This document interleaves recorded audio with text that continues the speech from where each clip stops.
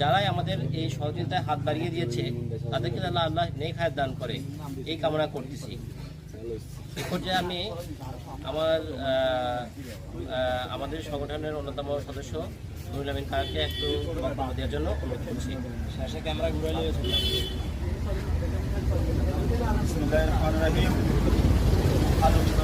মানব কল্যাণ ফাউন্ডেশনের পক্ষ থেকে আজকে আমাদের গরিব অসহায় মানুষদের মাঝে কিছু আমরা যারা বন্যায় ক্ষতিগ্রস্ত হয়েছে তাদের মাঝে আমরা কিছু আর্থিক সহযোগিতা দিতেছি। ইনশাল্লাহ আপনারা সবাই দোয়া করবেন।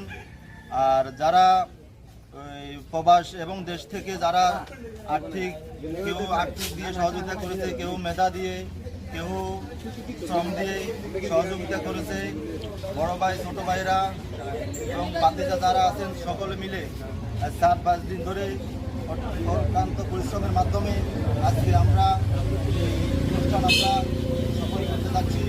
সবাই আমাদের জন্য দোয়া করবেন, ইনশাআল্লাহ ভবিষ্যতের জন্য করতে পারি, আপনারা আমাদের জন্য দোয়া করবেন।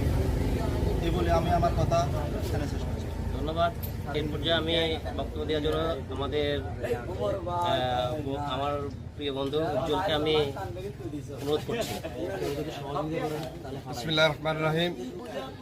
আলোকিত রামনাথপুর কল্যাণ ফাউন্ডেশনের পক্ষ থেকে আজকের এই মহৎ উদ্যোগী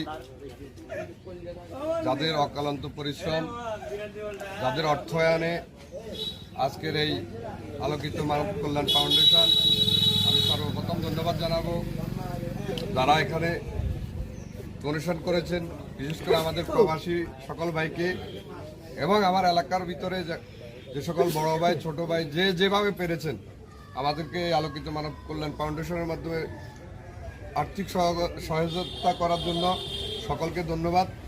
এর পাশাপাশি যারা আজকে গত 5 দিন যাবৎ অক্লান্ত পরিশ্রম করে বন্যার্থ মানুষদের, আমরা কাউকে অসহায় বলবো না, সবাই আমরা ইনশাল্লাহ সফল।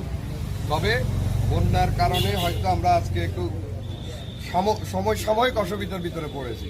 যাক, আমি ধন্যবাদ জানাই যে সকল ছোটো ভাইরা গত 5টা দিন আমাদের সাথে থেকে বা আমরাও ওদের সাথে থেকে আমাদের এই কাজ সম্পন্ন করতে যাচ্ছি। ইনশাল্লাহ সবাই আলোকিত রামনাথপুর মানব কল্যাণ ফাউন্ডেশনের জন্য দোয়া করবেন, আমার প্রবাসী ভাইদের জন্য দোয়া করবেন, আর যারা এই অক্লান্ত পরিশ্রম করতেছে তাদের জন্য দোয়া করবেন।